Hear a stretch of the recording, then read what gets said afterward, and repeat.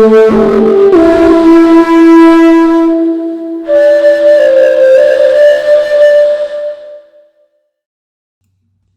Lights Out family, welcome to episode 2 of After Dark with KK.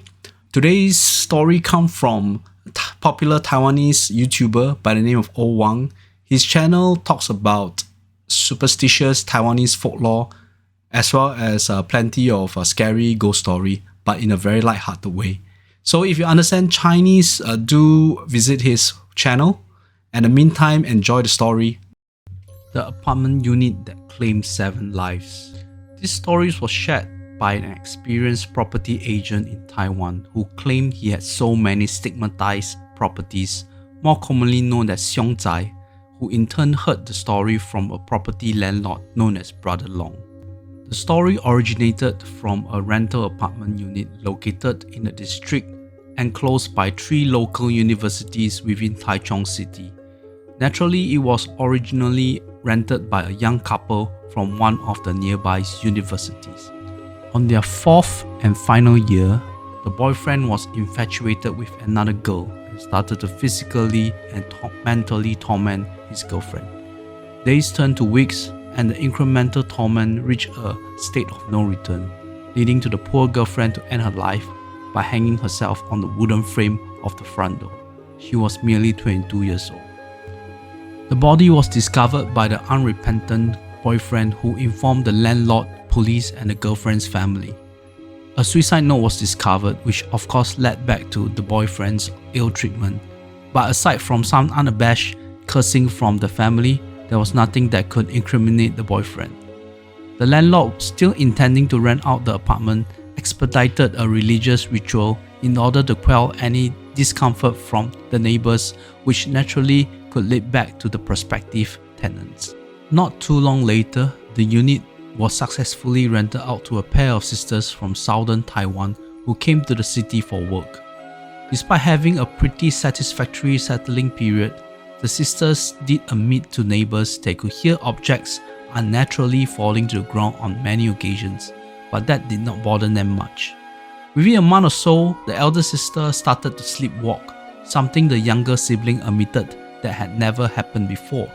After the sleepwalking became a routine, the younger sister would plan one night to observe her sleepwalking, which happened around 2 in the morning, from which the elder sibling would walk towards the wooden frame where the suicide happened and just staring at it even though she was apparently still sleeping. Upon questioning the older sister in the morning, she would say she was unaware of her sleepwalking. A week later, the younger sister was switched to the night shift, and then one fateful morning after her shift, she returned to the ghastly sight of her beloved sibling hanging herself on the same wooden door frame, leading her to be mentally shook when the family came up to settle the bereavement and brought her back home. At this juncture, the wretched landlord decided enough was enough and felt it was better to sell off the unit and found a female property agent to expedite the sales, in which she was willing to slash 30% off the market price due to the string of suicides. On the initial inspection of the unit, the lady agent as well as several of her colleagues felt they might have spotted an unidentified woman lingering on the balcony of the unit. The colleagues then all agreed they should not entertain walkthrough of this unit with prospective buyers anytime after 2 p.m. Of course, such pact was easier said than done, as one buyer could only review the unit in the evening after knocking off from work. Without wanting to jeopardize a prospective sale, the property agent went ahead to do the walkthrough after dusk. She still had a group meeting back in the office after that, and many of her colleagues admitted something felt amiss about her on that day. She did not report to work the following day and stayed uncontactable. As the agency did a check of the keys of all the properties they had on hand, they realized that the keys to that specific apartment unit in Taichung City was missing. Rushing towards the location, their intuition seems to come true when the lady property agent became the 3rd victim of suicide, found hanging in the same location.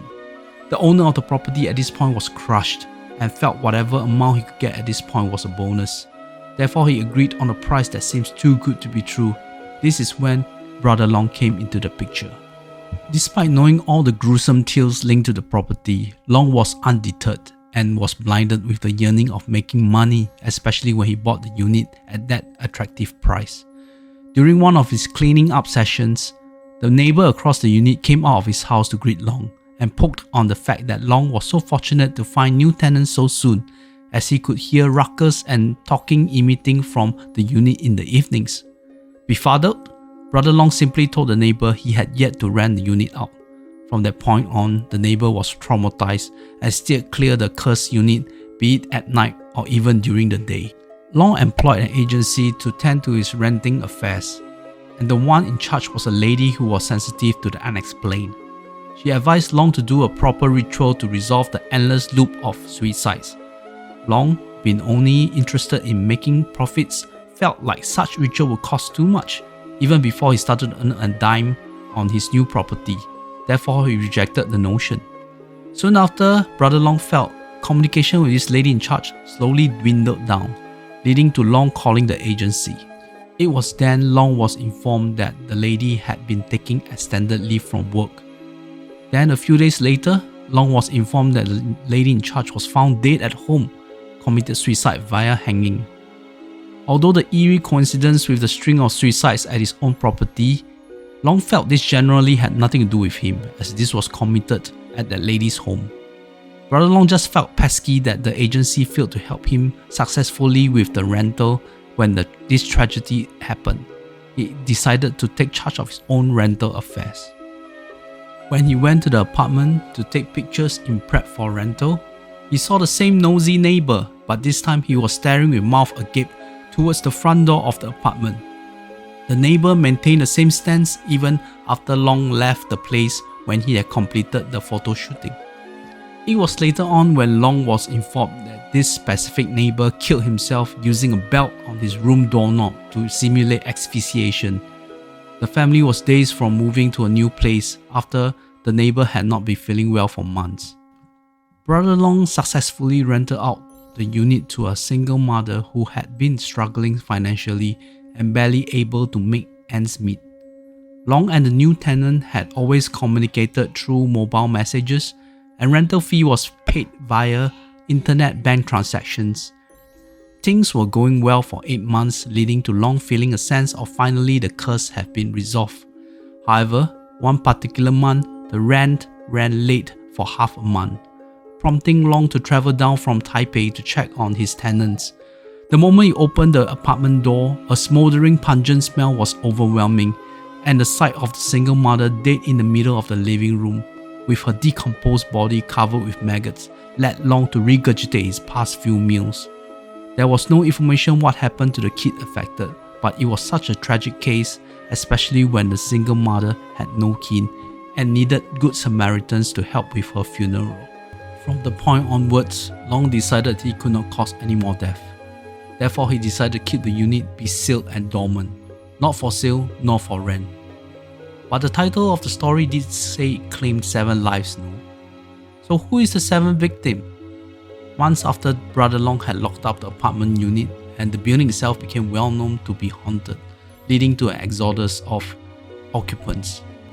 This was no wonder it took such a long time before somebody finally found the unfaithful boyfriend of the first suicide case who had returned to his rental apartment and reciprocated how his former girlfriend had ended her life by hanging himself on the wooden frame of the front door. You may call it karma. I felt his debt had been repaid. Pretty scary, isn't it? Hope you enjoyed the story.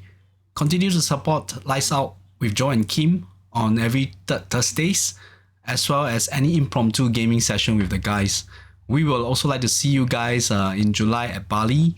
We are looking at a very interesting time there. It's a tour you will not forget. So do contact Lights Out for more details. So I'll see you guys on the next episode of After Dark with KK. Bye!